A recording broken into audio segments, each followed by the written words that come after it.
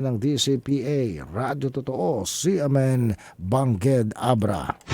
CNN Live Nationwide. Brian Parel, magandang araw sa iyo. Magandang araw, Ariel. Magandang umaga, Pilipinas. Isang 56 na taong gulang ni school principal sa Lagangilang Abra ang inaresto kaugnay ng pamamaril na ikinamatay ng gurong si Maria Elaine Valencia na noon ay 7 buwang buntis, higit 2 buwan matapos ang nakakagimbal na pamamaril na tumitil sa buhay niya at ng kanyang hindi pa naisisilang nasanggol. Ayon sa mga otoridad, naaresto ang suspect na hindi pa pinangalanan sa loob ng kanyang opisina sa paralan matapos umuwi ang lahat ng mga estudyante. Sinabi ng mga investigador na isang mahalagang saksi ang tiyak na tumukoy na nakitang tumatakas sakay ng motorsiklo matapos ang pamamaril.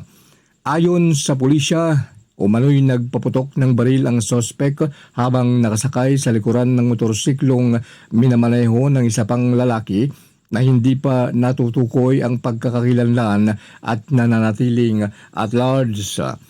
Naniniwala ang mga investigador ng motibo ay personal na sama ng loob at takot sa kasong kriminal na umano'y inihahanda ng biktima laban sa suspect.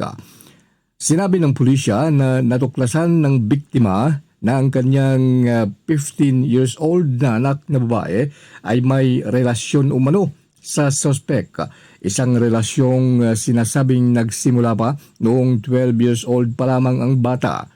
Sinabi ng mga otoridad na hindi pa narekobre ang baril na pinaninulang ginamit sa krimen at patuloy ang pagsisikap na matukoy at maaresto ang driver ng motorsiklo na umano'y tumulong sa pamamaril. Nangyari ang pamamaril noong gabi ng Mayo 8 habang nakasakay ang biktima sa motorsiklong minamaneho ng kanyang asawa. Papunta umano ang mag-asawa sa bus terminal sa Bangged Abra nang bigla silang pagbabarilin ng 2 sospek na magkangkas sa motorsiklo. Isinugod pa sa ospital ang biktima ngunit kinalaunan ay namatay dahil sa kanyang mga tinamong sugat. Ang biktima ay residente ng barangay Pawa, Lagangilang Abra at isang guro sa isang paaralan sa Taguig City, Metro Manila. Sinabi ng pulisya na patuloy ang investigasyon habang hinahanap nila ang isa pang suspect at nangangalap ng karagdagang ebidensya kaugnay ng kaso. Mula rito sa DCPA CMN, Bangged Abra, ako si Brian Parel, nagulat live para sa CMN Pilipinas.